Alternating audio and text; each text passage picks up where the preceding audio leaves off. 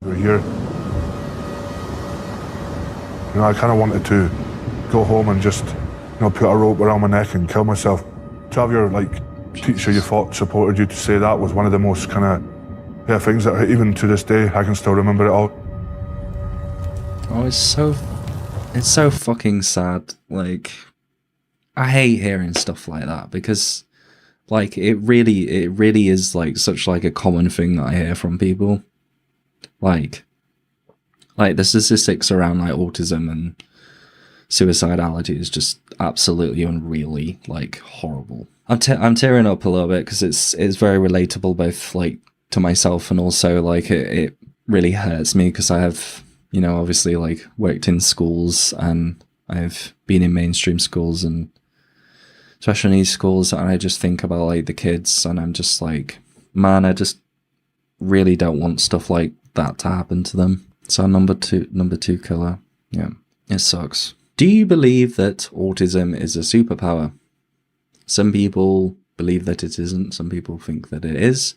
I personally think that it's not necessarily a good thing. It's not necessarily a bad thing. I think it's a difference, and I think there is a lot of individual variation when it comes to autism. Everybody feels very, very differently about it. But today we're going to watch a video from Tom Stoltman, which I believe was the world's strongest man. And the video is titled, "Autism is a Superpower." Childhood for me was very, very hard. I got bullied in school.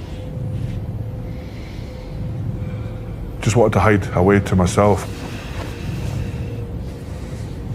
I think with the autism, the gym saved my life. Everything's quiet. I'm floating in my own head. It'll just be tunnel vision. I literally just tear the bar apart until I'm either dead or I get told to stop.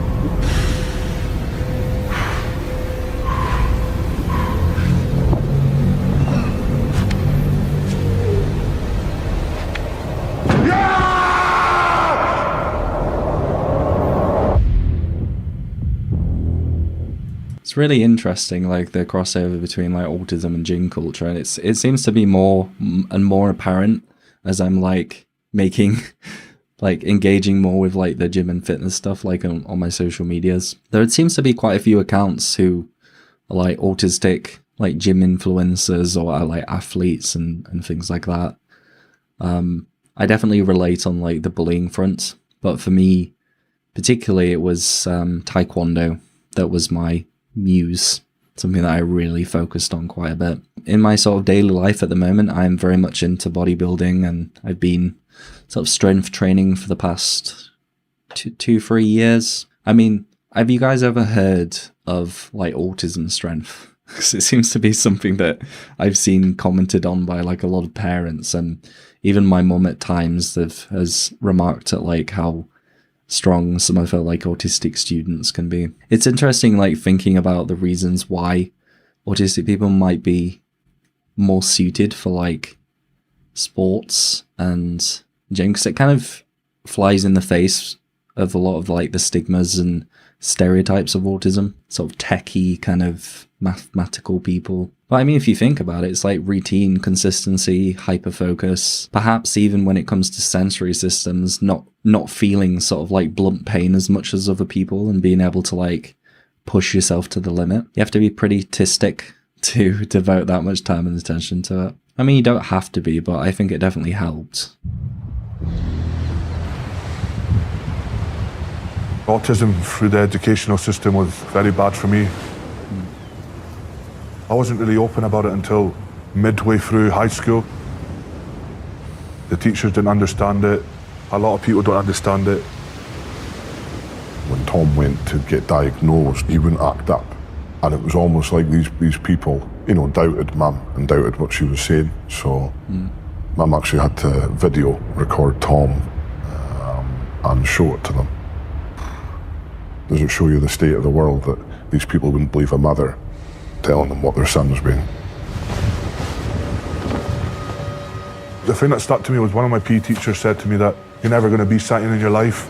And obviously when an autistic kid hears that, It's one of the most like downing things you can either hear. Oh my god. Yeah, like I think one of the worst experiences that I've had when it comes to that is basically I had been competing like all my life to get into the GB team to be like a professional taekwondo fighter. I got to a point where I was like winning golds at like the nationals and winning like a Commonwealth gold and going abroad and getting like medals at like international competitions. So I was doing quite well for myself, but like there was a particular sort of coach at GB who very much just didn't like me, and they characterized me like showing up late for things as me not having, or me perhaps sort of struggling to integrate sort of socially into the team as me being like not motivated enough, not dedicated enough. Like they selected somebody else from like another sport to go to quite a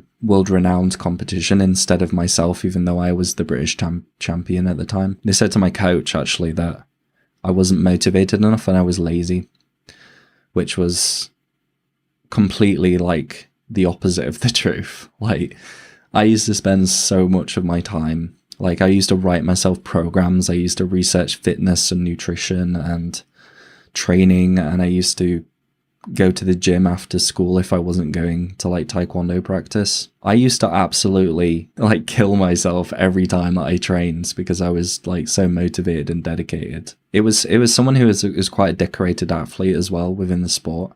So it just really, really, really hurt, you know. I think at that point I realized that I didn't really want to go into taekwondo professionally because the atmosphere was not inclusive. I didn't feel like I would be able to cope. It does seem that like nowadays, you know, they have like a Paralympics division and they have seemed to be a bit more understanding about that stuff. But, you know, hearing things like that, it really does like stick with you, you know. We're here. You know, I kind of wanted to go home and just, you know, put a rope around my neck and kill myself. To have your like teacher you thought supported you to say that was one of the most kind of things that even to this day I can still remember it all. Oh, it's so fucking sad. Like, I hate hearing stuff like that because, like, it really is like such like a common thing that I hear from people. Like the statistics around like autism and suicidality is just absolutely unreally like horrible. I'm tearing up a little bit because it's very relatable, both like to myself and also like it really hurts me because I have, you know, obviously like worked in schools and I've been in mainstream schools and special needs schools, and I just think about like the kids and I'm just like, man, I just really don't want stuff like that to happen to them. So number two killer. Yeah, it sucks. Luke was the one that got me into the gym, and again I hated every minute of that. The people around it, the mirrors, like people are staring at you, you know, you think they're talking to you behind your back. Like physically, Tom's a specimen, you know. It's like you see him enter the room, he's 6'8", 190 kilos, whatever it is. You're like in awe sometimes when you see him. But then when you see his head, that's when you realise how fragile Tom was back then. Luke introduced me to Amy, a clinical psychologist. She works with people with autism and really helped me go into places that I'd never been able to go before. I believed I already won World's Strongest Man before I even stepped on the stage. Through like the first 5-6 years, I was really just physically strong, mentally I was weak, and then went good and then went to like a champion within a year and a half of just having someone talk to me on a screen. Yeah, I relate to that. I mean, I didn't really have that. I mean, psychotherapy just definitely didn't help me. I mean, I can't help it, but like the product placement here is very obvious. Angie says, yeah, no kidding. Recently learnt that my friend was suicidal at 7. Yeah, it's something like a 20.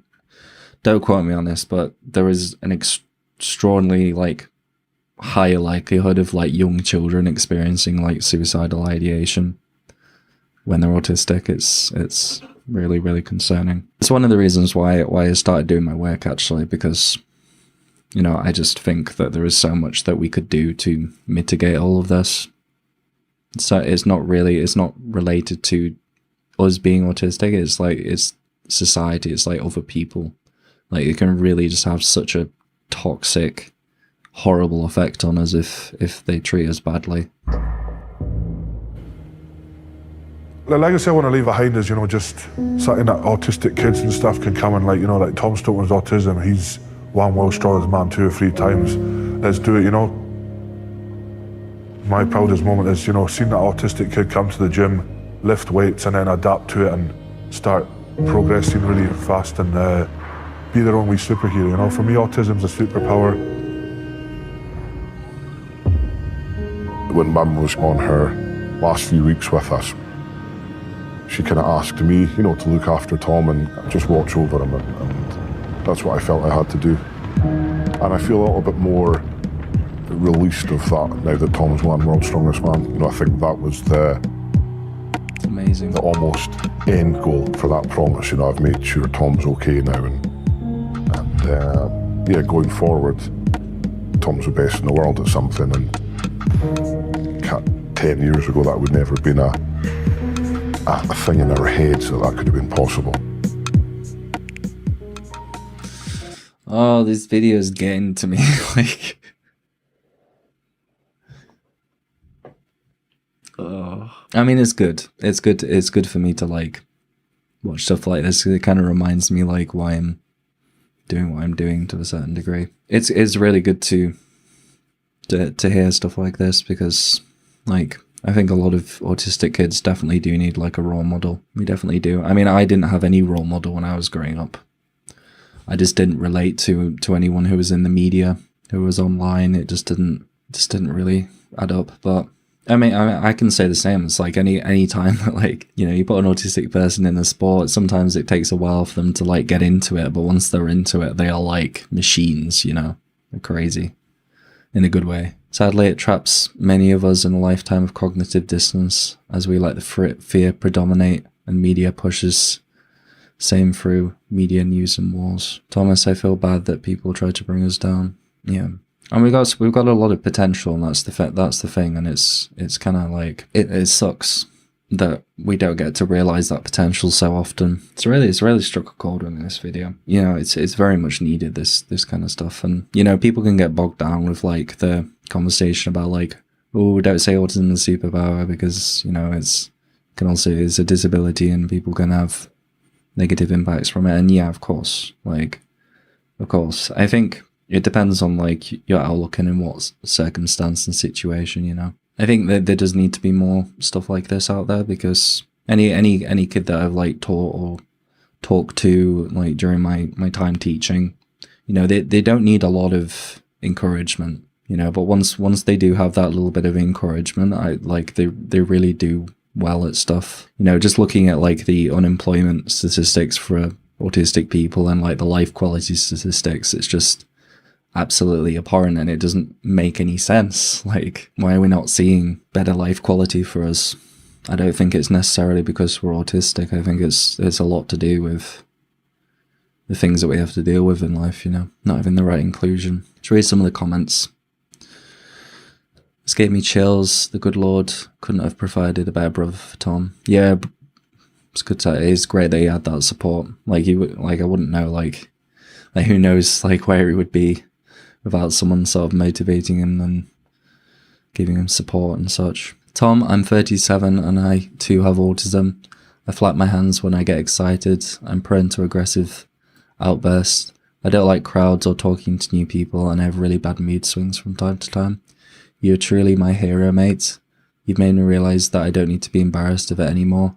Because of you and Luke, I've really started lifting heavy again. I train 4 times a week to get my strength back. You and your brother inspired me to do that. Thanks. Thank you, boys. Much love. Oh, fucking hell. Hit me right in the feels. You're a hero, Tom. You and Luke. Tom is an absolute legend for this. Stories like this, stories like Tom could bring more healing to anybody than any professional help could provide. In the same vein as this being like exceptionally like tear-jerking, it is also like, you know, I'm glad that I watched it.